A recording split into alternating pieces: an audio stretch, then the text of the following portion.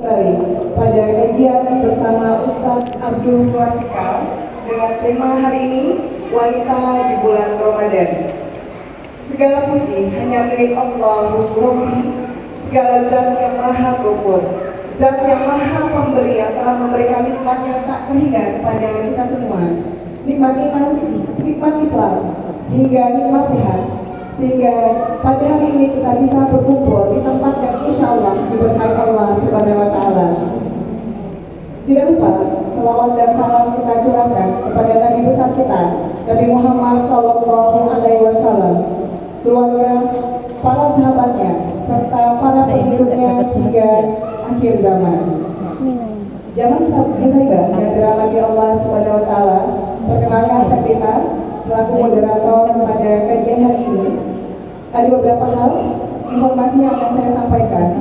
Yang pertama, dalam kurun waktu kurang lebih hingga pukul 10.15 kita akan mendengarkan materi yang akan disampaikan oleh Ustadz Abdul Wasikal. Kemudian akan dilanjutkan dengan sesi tanya jawab baik secara lisan maupun secara tertulis. Kemudian kedua, kami juga mengajar kepada seluruh jamaah yang memiliki kelebihan rezeki untuk bisa memberikan infak terbaiknya. Kemudian untuk HP dapat di-silent ataupun dinonaktifkan selama kajian berlangsung. Kemudian untuk para jamaah yang membawa anak kecil dapat dikondisikan selama acara kajian berlangsung. Baik, kajian kali ini dengan tema wanita di bulan Ramadan. Kepada Ustaz Abdul Wasikal kami persilakan.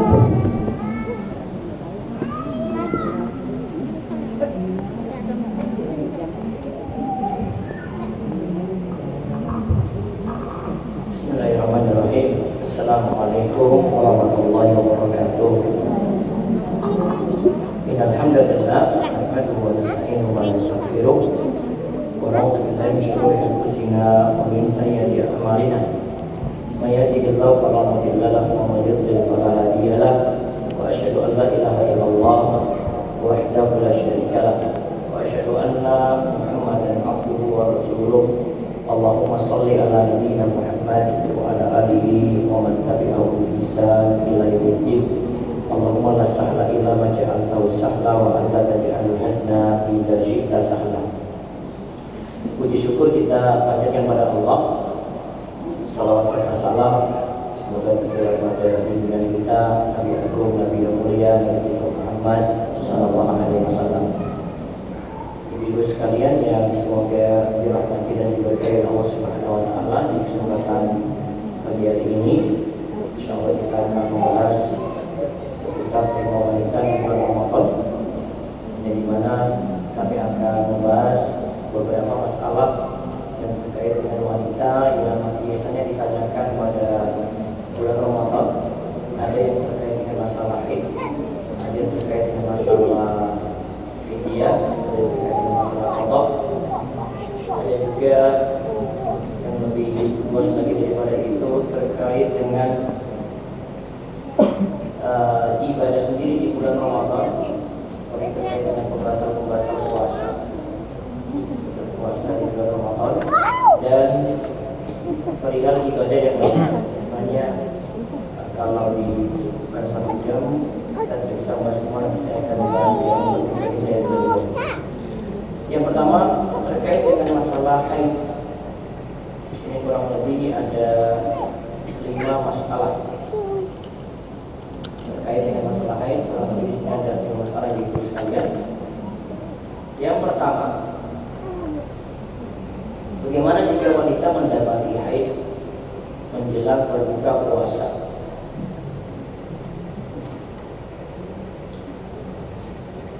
Perlu dipahami dulu, di antara syarat sah puasa,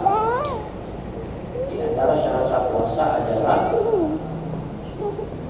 harus suci dari haid dan nifas mulai dari terbit fajar subuh hingga tenggelam matahari. Mulai dari terbit fajar subuh sampai tenggelam matahari. Ini kita sebut dengan waktu puasa.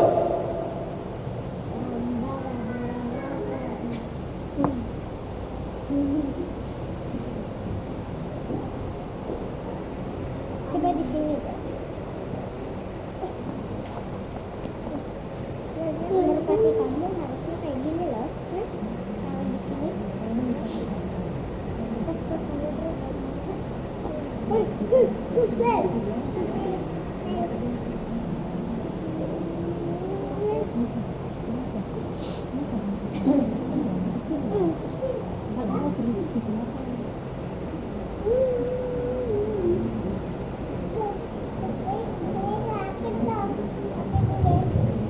Di waktu ini adalah waktu kita menjalani rukun puasa dari terbit fajar subuh sampai tergelam matahari. Di sini harus dalam keadaan suci, suci dari haid dan nifas. Suci dari haid dan nifas. Kita lagi tidak bicarakan istihadah, bukan istihadah. Dari haid dan nifas saja.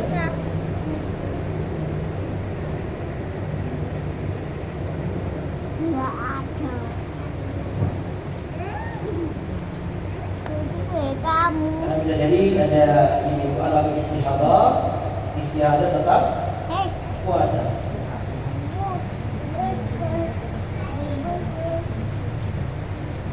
Maka nanti ibu harus bisa bedakan istihadah mana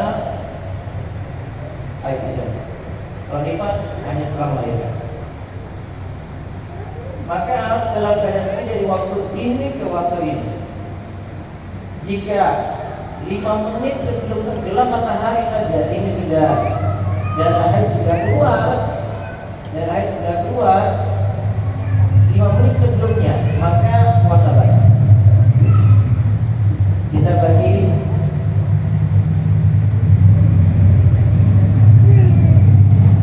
keluarnya darah haid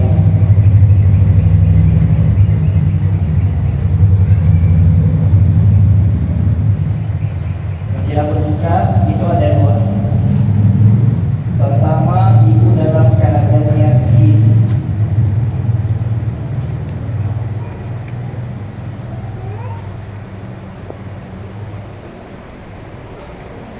terus yang kedua, ibu dalam keadaan ragu-ragu.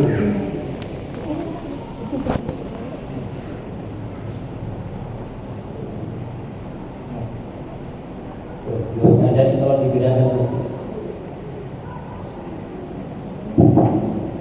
Yang pertama dalam keadaan yakin. Yang kedua dalam keadaan ragu-ragu. Nah, jika ditulis jika dalam keadaan yakin, saya 10 menit sebelum buka puasa darah haid keluar, maka puasa jelas batal. Puasa jelas batal.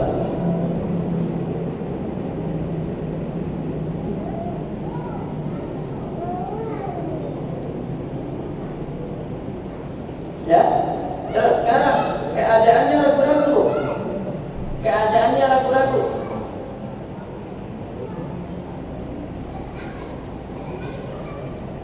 Sekarang yang kedua keadaannya ragu-ragu. Ibu ketika sebelum buka darah belum keluar, tapi setelah buka puasa baru yakin, setelah buka ya, baru yakin darah haid itu keluar. Puasa batal atau tidak? Puasa batal atau tidak? Puasa batal atau tidak? Atau masih ragu-ragu? Iya dong.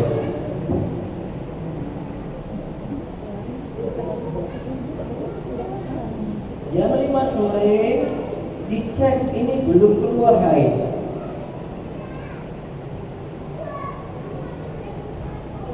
Azan maghrib jam 18 ibu buka, cek lagi haid keluar setelah buka. Berarti ya ada kemungkinan darah haid keluar sih. antara 17 sampai 18. Betul nggak? Saya maksud itu nggak cek di situ kan? Selama 1 jam ini. Nah, 17 sampai 18 ini namanya keadaan ragu-ragu. Kan ibu baru bilang mungkin. Ustaz, mungkin aja keluar. Tapi itu namanya ragu-ragu. Ini ragu-ragu. Antara dua ini, 17 sampai 18 sampai 18. Yakinnya di mana, Bu? Ini kan? Jadi ada keadaan yakin, ada keadaan ragu. Yang benar yang mana? Ingat kaidahnya. Al-yaqinu la yaslu bisyak. Yakin tidak bisa dikalahkan atau dihilangkan dengan keraguan.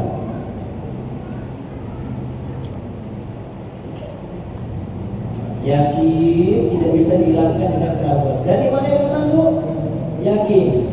Berarti ibu baru tahu jam 18 tadi haid keluar. Berarti antara jam 3 sampai 18 ragu-ragu kalah.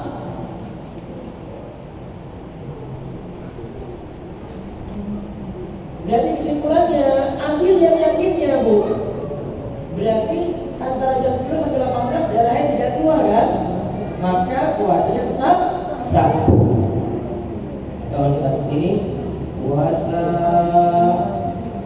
tetap sah. Perlu qada atau tidak? Tidak perlu qada.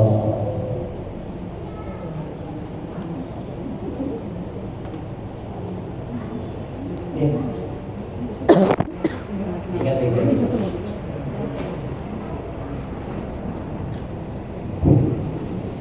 Sekarang masalah yang kedua.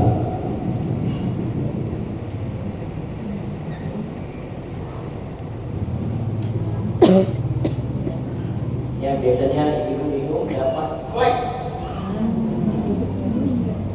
mendapati flek saat puasa.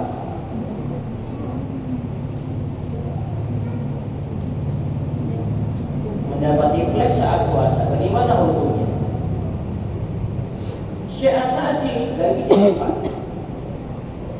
Syekh As-Sa'di dalam Manhaj Salikin beliau bagi jadi 4. 1. Flek yang keluar di masa kebiasaan haid.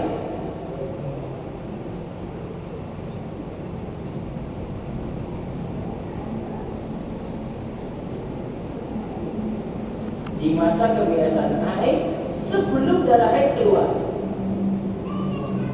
Jadi sebelum darah deras keluar.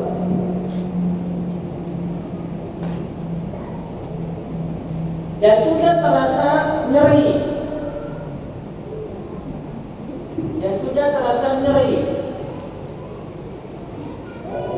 Maka dihukumi sebagai darah haid.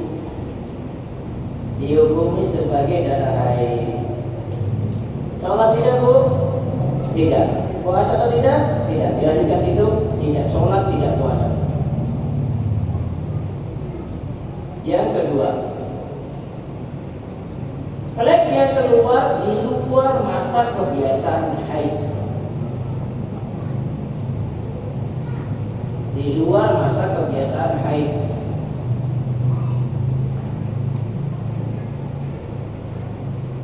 Nah, hukumnya bukan darah haid. Bukan darah haid. Berarti darah apa? Darah apa, Bu? Darah kotor. Apa nama darah kotor tadi? Istihadah. Berarti tetap sholat atau tetap puasa tidak? Tetap sholat, terus tetap puasa. Dilanjutkan tadi tetap sholat, tetap puasa.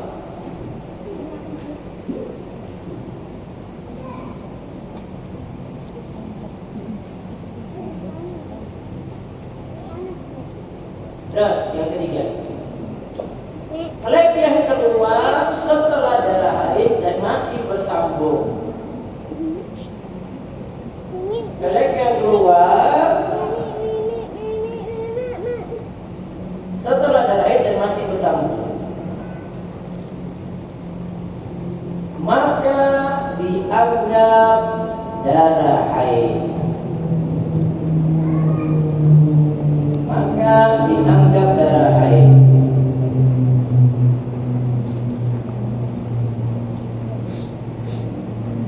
Berarti lanjutannya apa? Salat atau puasa? Tetap ya? Darah haid keluar, salat atau puasa? Tidak sholat, tidak puasa. Terus sekarang yang keempat. Flek yang keluar setelah suci. Suci di sini berarti darah haid berhenti total.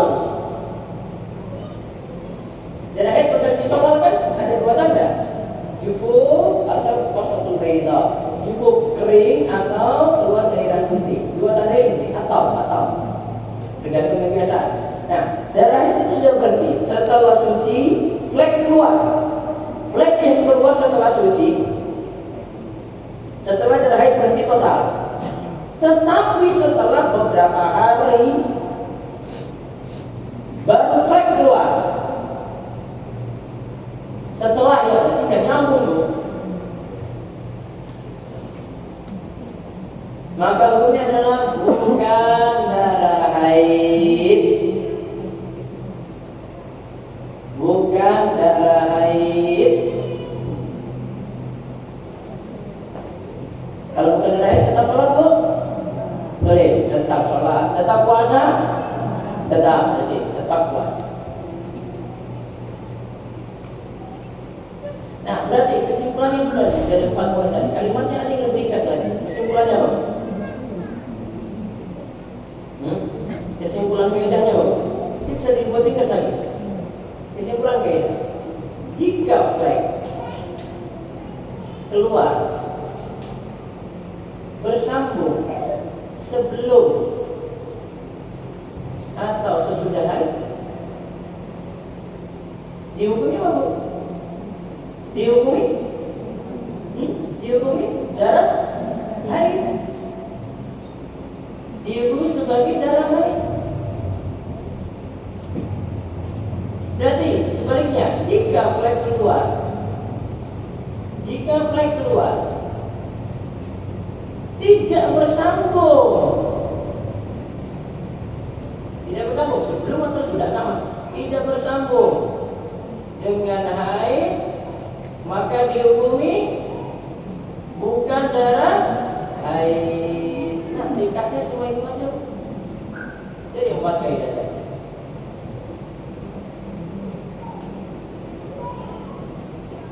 Nah, ini problemnya adalah kalau ibu tidak punya kebiasaan haid, masalahnya di elu bu, bukan di gua bu. Masalahnya kalau ibu tidak punya kebiasaan haid, kenapa kebiasaan haidnya tidak ada? Karena ibu pakai apa bu? KB itu membuat siklus haidnya itu berantakan. Sekarang begini gimana? Itu masalah di elu, bukan di gua. Gimana coba pikirnya? Maka nantinya jadi ciri-ciri. Jadi ada rasa nyeri, ada dari warna, ada dari bau. Itu aja jadi patokan. Kalau nggak ada ciri-ciri kayak gini, berarti itu bukan darah haid. Kan patokan pertama dari pembahasan sesali tadi itu dari kebiasaan. Kalau tidak punya kebiasaan, maka yang jadi patokan adalah lihat dari ciri-ciri darah. Ciri-ciri darah haid kan ada nyerinya, ada bau khasnya, ada warna khasnya. Tuh.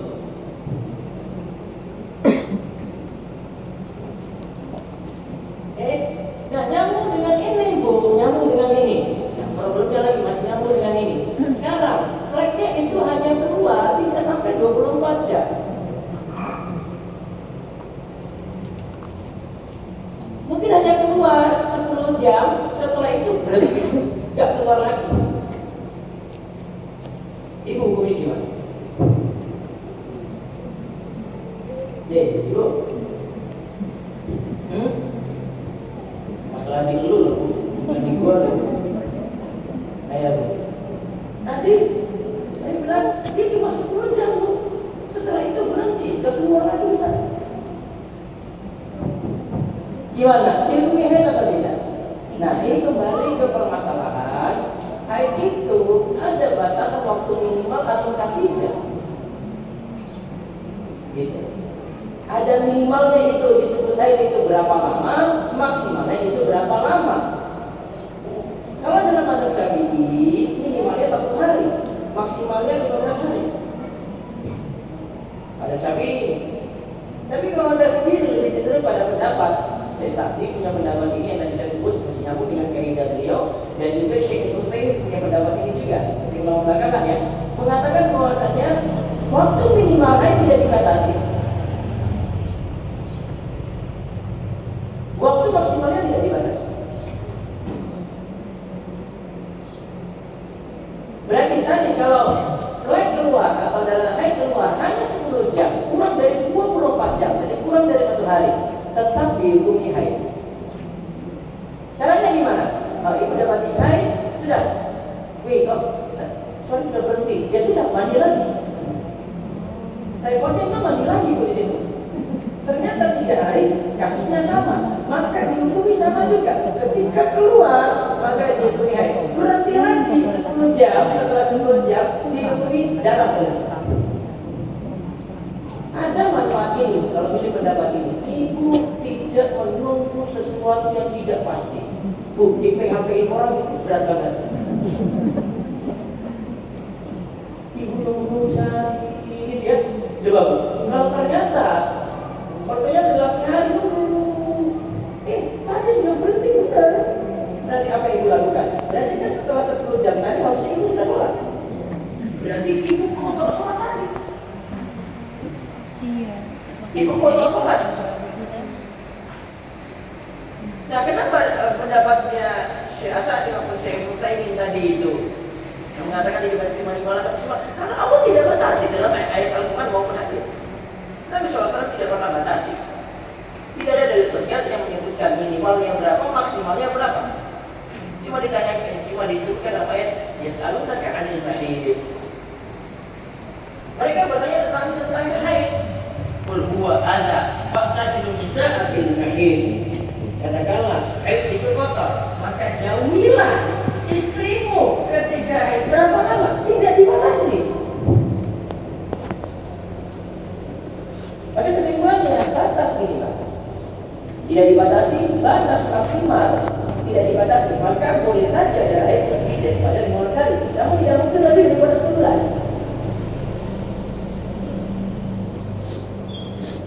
Tidak mungkin lebih daripada 1 bulan. Bisa jadi, Ustaz, sudah lebih dari 15 hari saya masih haid. Ibu yakin itu haid? Ciri-cirinya masih haid? Iya Ustaz. Darahnya masih seperti ini, nyeri seperti ini, ya sudah dihukumi haid. Masa kita mau memungkiri ini? Nyata kok. Nah, biasanya ibu-ibu itu problemnya menentukan itu. Dia punya keluar darahnya itu cuma sebentar. Itu bukan lagi ke masalah hormonnya terganggu, siklusnya terganggu. Artinya bisa ikut program KB berantakan seperti ini memang. Itu ya, itu kesimpulannya. Dan sekali lagi ibu, kalau saya sampaikan pendapat tadi, saya itu punya dasar. Jadi saya sudah menyimpulkan ini pendapat ini, kemudian saya buat intisari seperti ini. Nanti kalau ada yang lain yang berpendapat yang berbeda dengan saya, ya itu urusan yang lain yang berpendapat seperti itu. Jadi saya sudah punya dasar juga. Jadi kadang emak-emak ini buat gosip-gosip tentang saya lagi. Dan bisa berbicara yang aneh-aneh saja. Ya, kita ngomong ini gak main sembarangan loh. Saya kalau keluar dari sesuatu mungkin berbeda dengannya, itu wajar-wajar saja. Kita punya penilaian dan peninjauan yang berbeda. Itu sudah masalah berapa Bu? Berapa Bu? 2 ya? Oke, sekarang yang ketiga, hukum menggunakan obat penghalang haid. Saat biasanya sebulan penuh itu nggak nyaur-nyaur, ya Allah. Saat dia nanti itikafnya itu bisa full. Ustaz, biar saya bisa dapat Lailatul Qadar. Nah, maka dia menggunakan apa tadi? Obat penghalang haid. Maka dari riwayat yang menyebutkan sini disebutkan oleh Imam Ibnu Qudamah, itu kan dari orang. Dia berkata, tidak mengapa seorang wanita mengkonsumsi obat-obatan untuk menghalangi haid Asalkan obat tersebut baik, artinya tidak bawa efek negatif. Berarti hukumnya adalah boleh.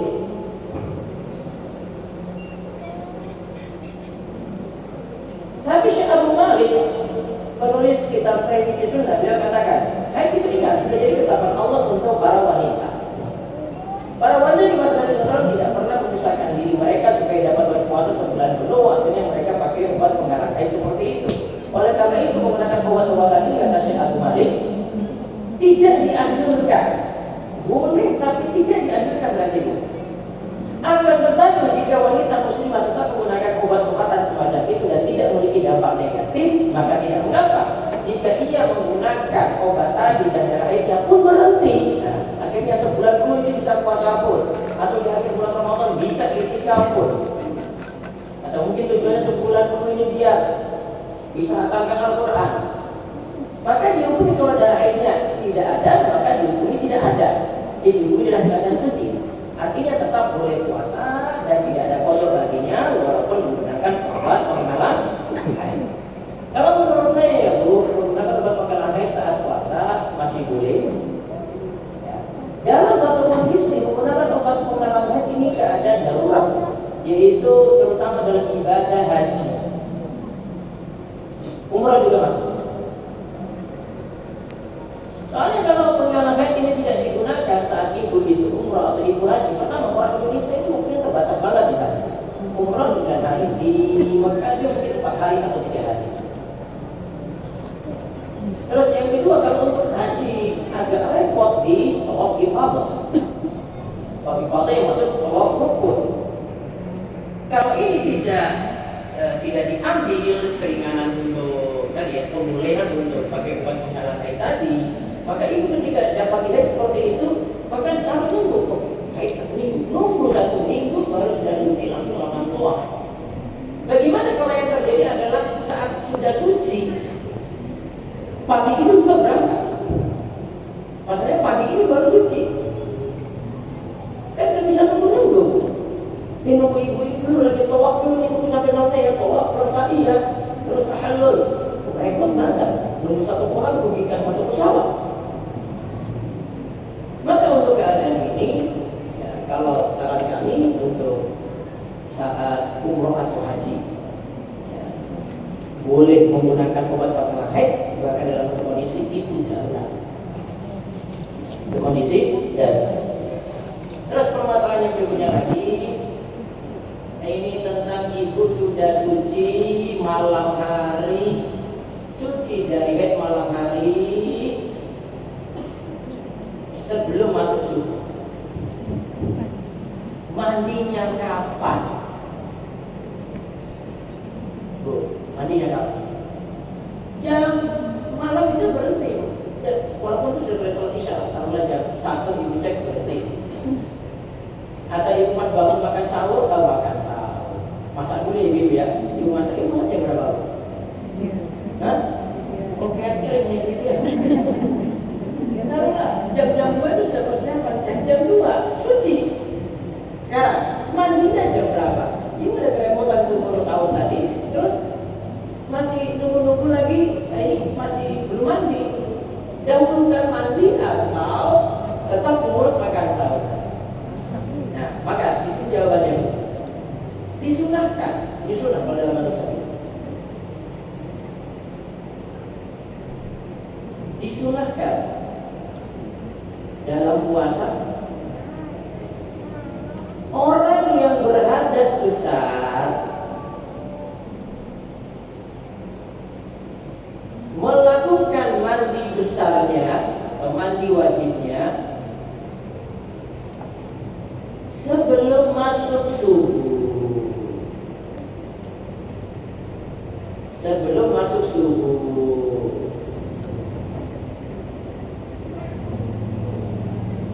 Walaupun jika mandi setelah masuk subuh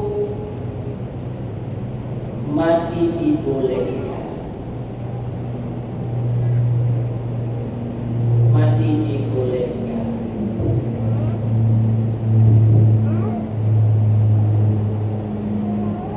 Oke?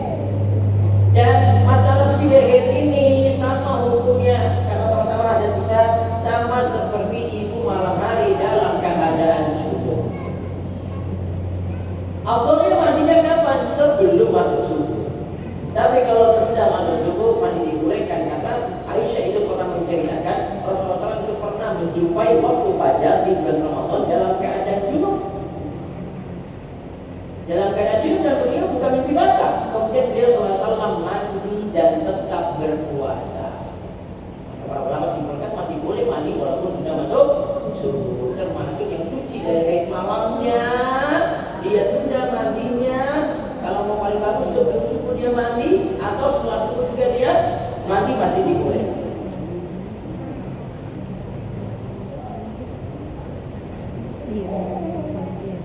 Baik, yang berikutnya lagi masih haid lagi. Pernyataan ibu yang keenam ya. 5 ya. Bagaimana jika masuk asar sudah suci, apakah mesti memotong sholat dulu?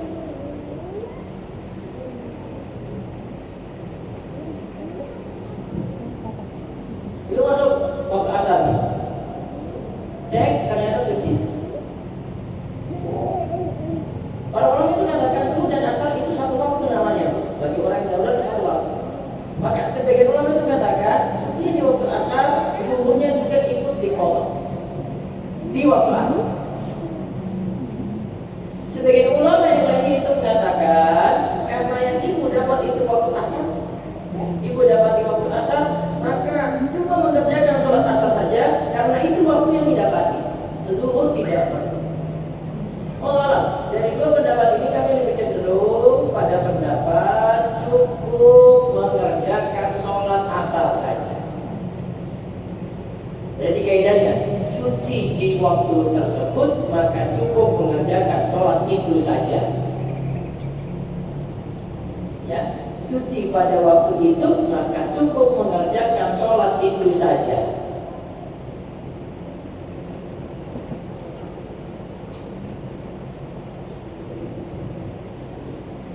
Alasannya dari ini. Dari Abu Hurairah radhiyallahu anhu Rasulullah SAW itu berkata, "Man adraka min as-subhi rak'atan qabla an tatlua asy-syamsu faqad adraka as-subha." Siapa yang mendapati waktu subuh sebelum matahari itu terbit, maka dia sudah mendapatkan waktu subuh. Wa man adraka rak'atan min al-'ashri qabla an taghrub asy-syamsu faqad adraka al-'asr. Siapa yang mendapati satu rakaat dari waktu asar sebelum matahari tenggelam. Matahari tenggelam itu waktu terakhir asar. Dan dia masih mendapati satu rakaat, maka dia dihukumi mendapati asar. Maka kalau ketika itu dia cuma dapati asar saja, dia tidak disuruh kerjakan sholat zuhur. Juga dalam riwayat lain disebutkan wasajadatu inna mahiya rakaat.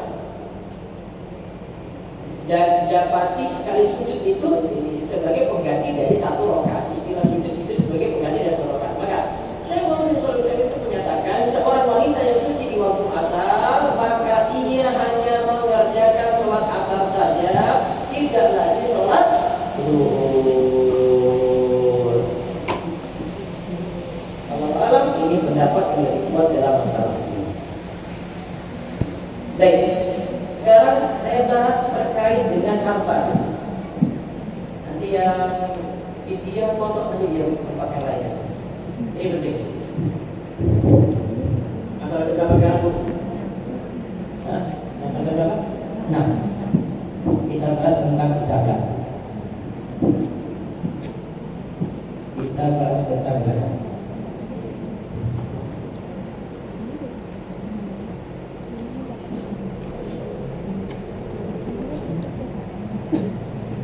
Ini zakat pada wanita.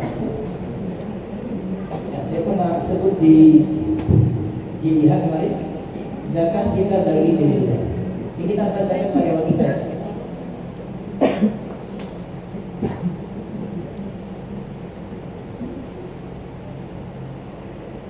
Ada namanya zakat abdan atau zakat badan. Ini sama dengan zakat fitrah.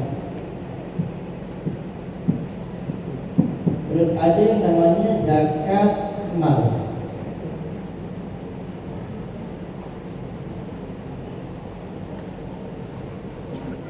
Zakat mal.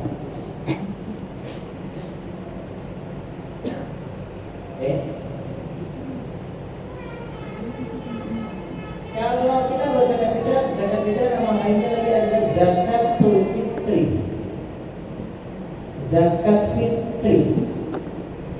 Zakat fitri.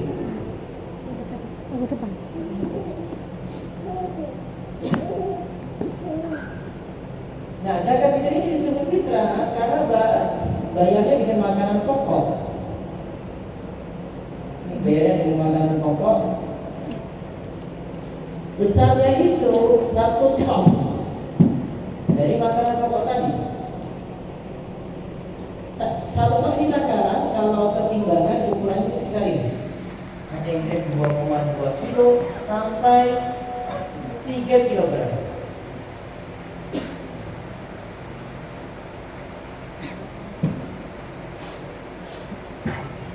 Dibayarkan paling afdal karena ada kata fitri di sini. Ini kaitannya dengan Idul Fitri.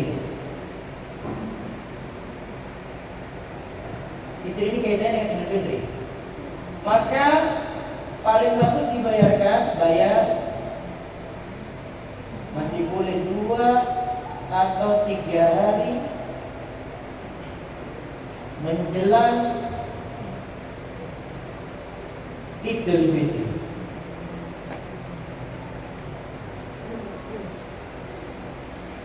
Dua atau 3 hari menjelang Idul Fitri. Artinya untuk sampai ke orang miskin, untuk sampai ke orang miskin. Ibu setor awal bulan, tapi nanti dibaginya 2 atau 3 hari menjelang Idul Fitri boleh.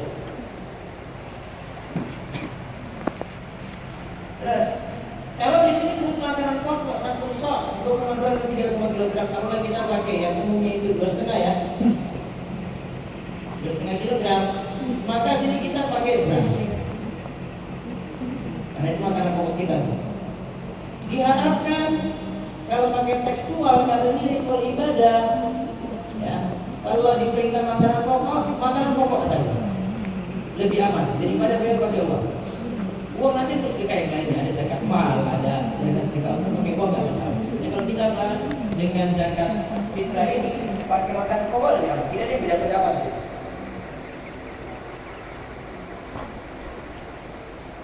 Terus waktu paling akhir bayarnya 2 atau 3 hari menjelang Idul Fitri. Waktu akhir sholat Idul Fitri. Sholat Idul Fitri. Nah sekarang kalau kita bahas zakat pada wanita, siapa yang bayar zakat fitrah? Ibu. Siapa yang bayar zakat badan ini, Bu? Nih, zakat fitrah ini. Siapa yang bayar ini?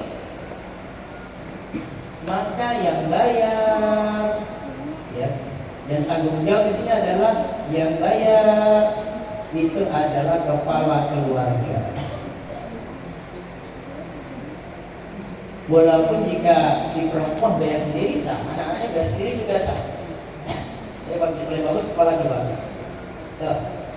Maka terjawab untuk zakat badan pada wanita ditentukan ditunaikan kepala keluarga saja. Nah, sekarang kita bahas zakat mal ini. Terkait dengan harta, saya bahas di harta keluarga ini, Bu. Kita bagi jadi ada harta milik suami, ada harta milik istri. Di negeri kita budayanya tambah satu lagi, harta bersama.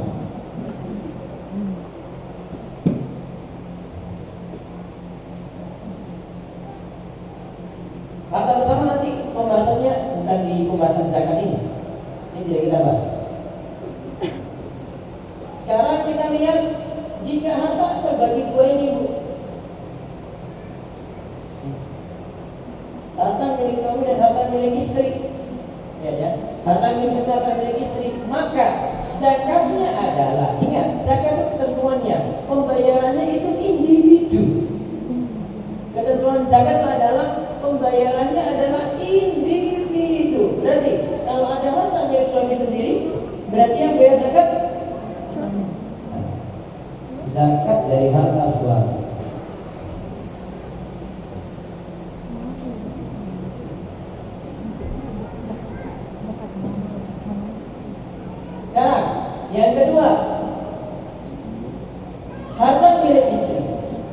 harta milik istri. Jika harta milik istri murni, ada zakatnya tidak Bu? Ada zakatnya lagi. Nanti zakatnya dari harta istri. Siapa tahu istrinya kerja, siapa tahu istrinya itu sultan, siapa tahu istrinya gajinya lebih besar pada gaji suami, simpanannya lebih banyak, dia punya harta waris, punya anak sana sini, dan punya lebih banyak, dan itu mungkin. Maka jika istri punya sendiri, maka nanti dia pikirkan zakat sendiri. Makanya saya masukkan pembahasannya itu pada zakat pada wanita Bu. Jadi istri itu juga punya kewajiban zakat bayar sendiri. Namun kalau ibu tidak pegang apa-apa, artinya semua harta milik suami, zakat jadi urusan suami saja. Tapi kalau ada harta milik ibu atau ada simpanan ibu, berarti diambil zakatnya dari harta ibu. Suami bayar sendiri. Jadi bayarnya 2 orang dalam satu rumah. Jelas ini? Oke. Sekarang mana saja harta yang ada? Kita kalau bahas zakat, nanti kita bahas satu hartanya,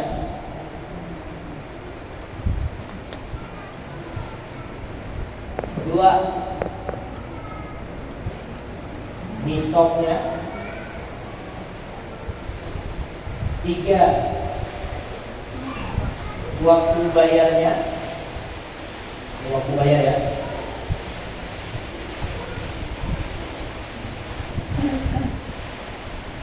Empat, kadar zakatnya berapa persen?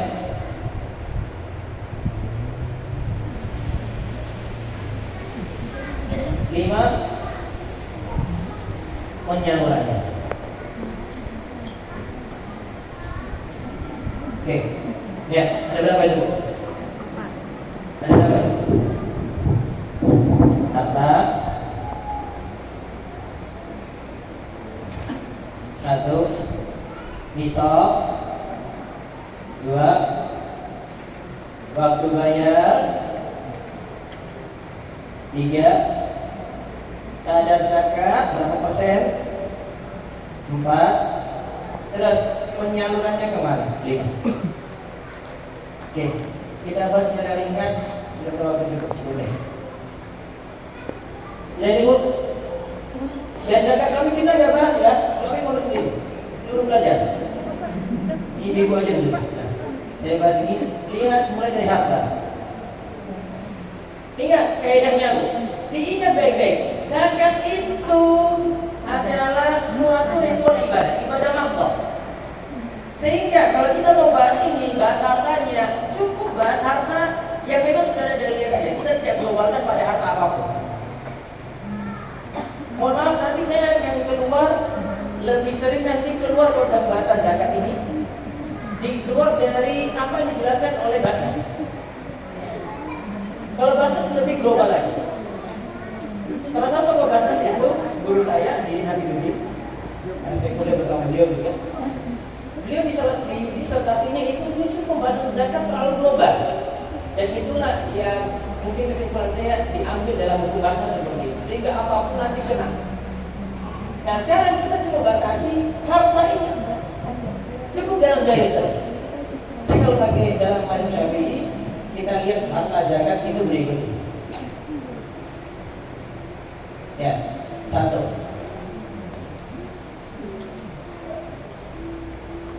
Saya sendirikan per item emas. Emas di sini nanti kena emas batangan maupun emas perhiasan. Saya nggak tulis ya, sudah. Terus dua, perak. Tiga, mata uang. Kalian disamakan dengan emas atau perak.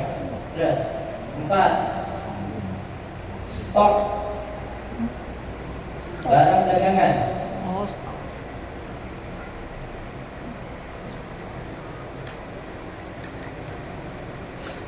Terus lima, hasil pertanian.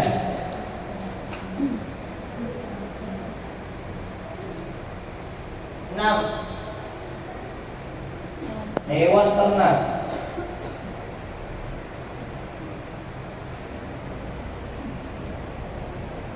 7. 7 dan 8 ini rata-rata kita nggak punya. Tadi saya sebut harta rikas, harta jahiliyah yang terpendam kemudian ditemukan. Harta karun kalau istilah kita. Terus yang ke-8 barang tambang. Yang dua terakhir ini gak usah bahas ya. Bukan ya, juragan tambang senyum kan? Tidak, harta cuma ini saja. Harta cuma ini saja, Bu. Yang gak masuk gak usah itu bahas. Saat saya punya rumah, Ustaz, ada rumah di sini? Ada rumah? Tidak ada. Saat saya punya mobil, Ustaz, ada mobil di sini? Tidak ada.